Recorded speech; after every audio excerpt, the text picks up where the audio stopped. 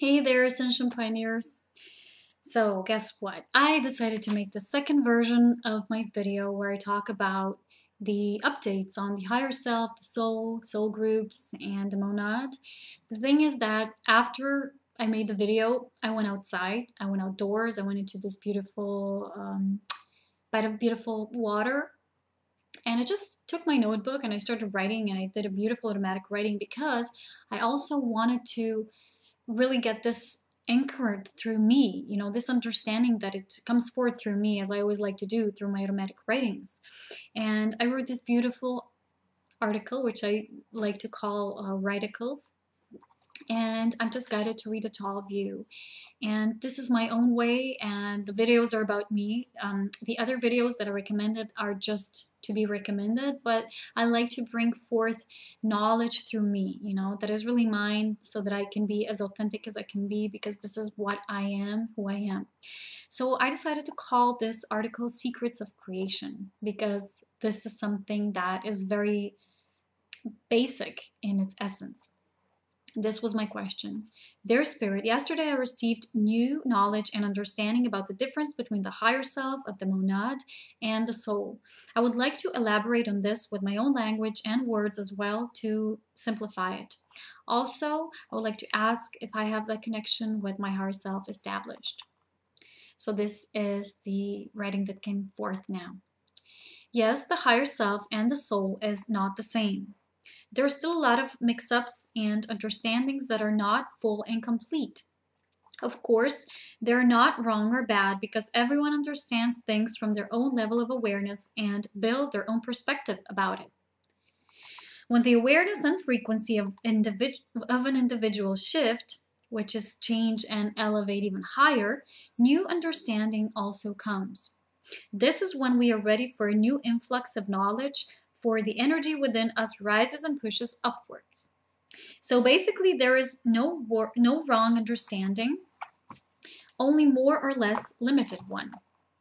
And of course, then there is also complete truth within all that is the so-called source truth within the law of one, where all indeed is one. So about these major differences, which depend on the point of observation, whether they're major or not so major. They become apparent when one starts walking a path towards ascension, the fully connected state. That is what ascension is. It's a building of a bridge between the lower and the higher self, which used to be torn down since the fall of the great civilization, the so-called Atlantis, which is also mentioned in that information package which was received yesterday. Humanity is now at the level when they are making repairs and restorations of that bridge that crumbled down. The Great Fall is also a term used for the spiritual sense of the matter, which is the fall of the souls from paradise to experience matter, which is density, and separation. The other fall is mirrored in the happenings of Atlantis scenario, which is also being relived today. So we live the same story, basically, in another version. This is as above, so below concept, as in the heavens, so on earth. That is why the term of the fall is a great symbolism, kind of like an archetype that represents both. It is true that individuals used to experience a total connectedness and wholeness while still in matter, not just in spirit. And that was here on earth, in Atlantis and some civilizations prior.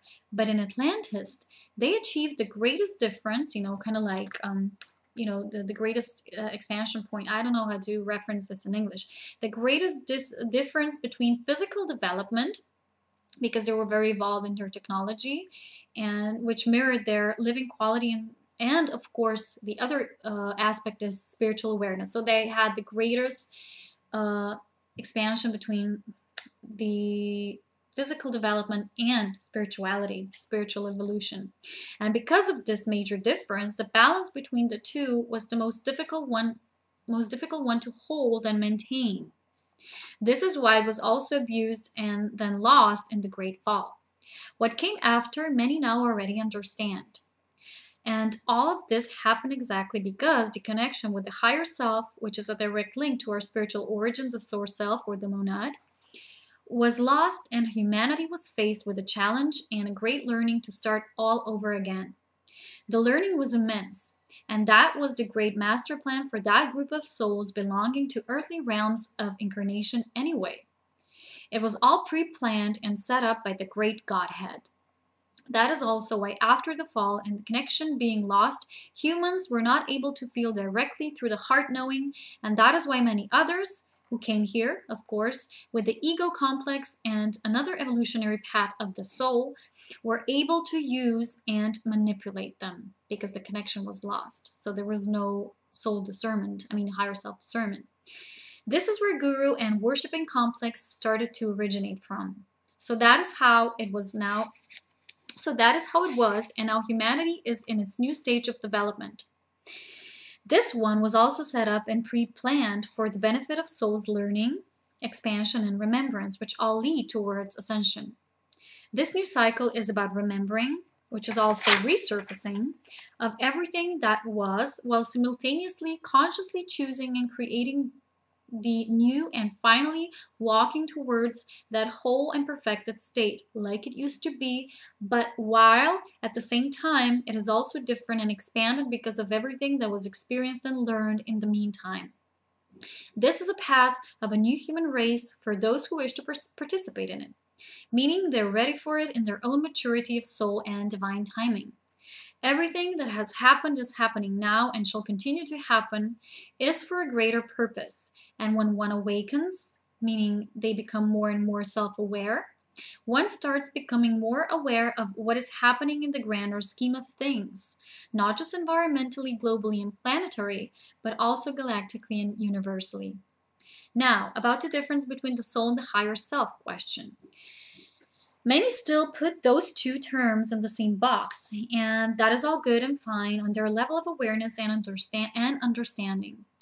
The people who use these terms and speak about them, teach others about certain truths, also attract groups, or students or a certain public that resonates with them and their level of understanding. So they mirror this to each other, For example, for me, you keep learning and remembering yourself as well, and the more you remember, the more profound and subtle your level of understanding of truth is.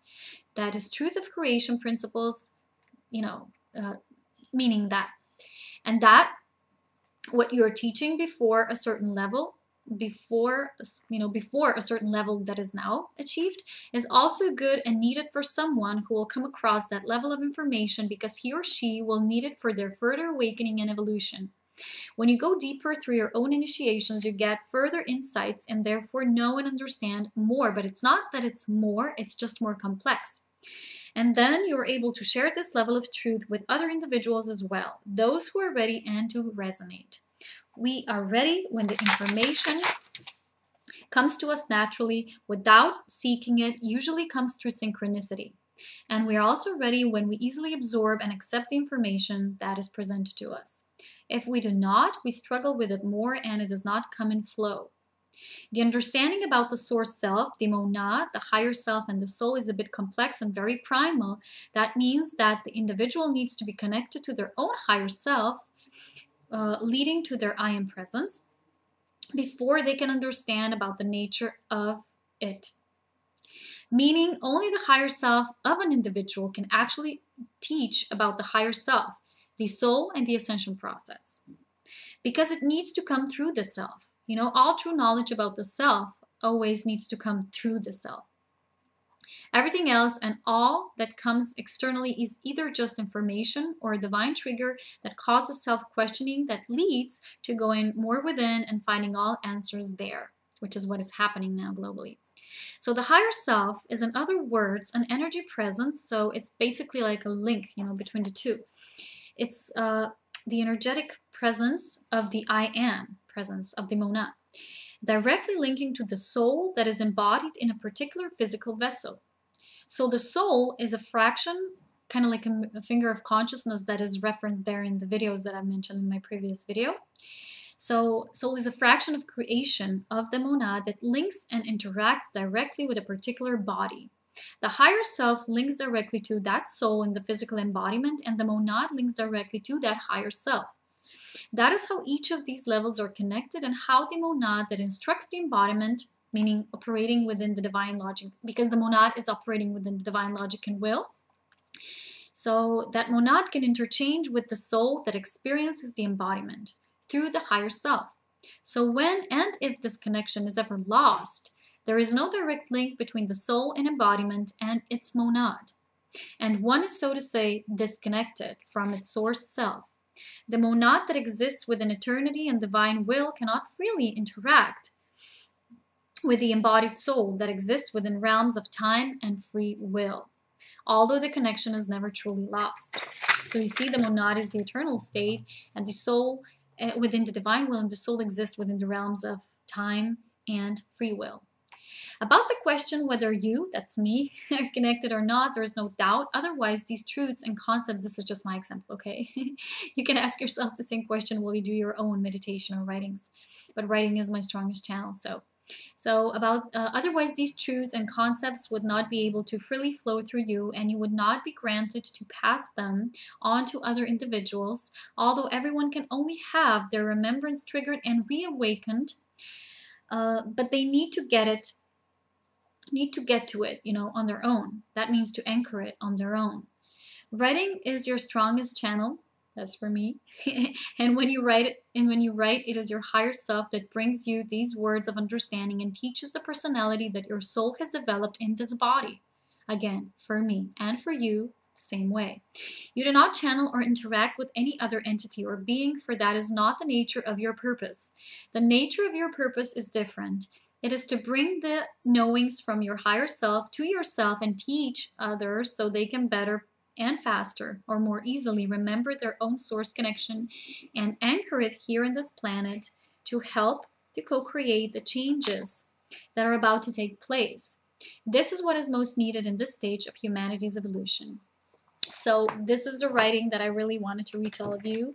As I said, writing is the way that I receive information. It's my strongest gift. It's not a gift, but it's the way that, I get to tap into myself with a capital S, and each of us has our own ability and our own way of connection. And I hope that not just that this writing made some sense and resonated on a certain level that you needed to be interfaced with, but I hope that it also brought about the upliftment so you can tune into your own divine abilities and really get those spiritual truths from yourself to help you to see that it is needed so they come through you. I can watch as many videos as I want, but for me it is very basic that I need to really ground this, to anchor this through me, through my vessel.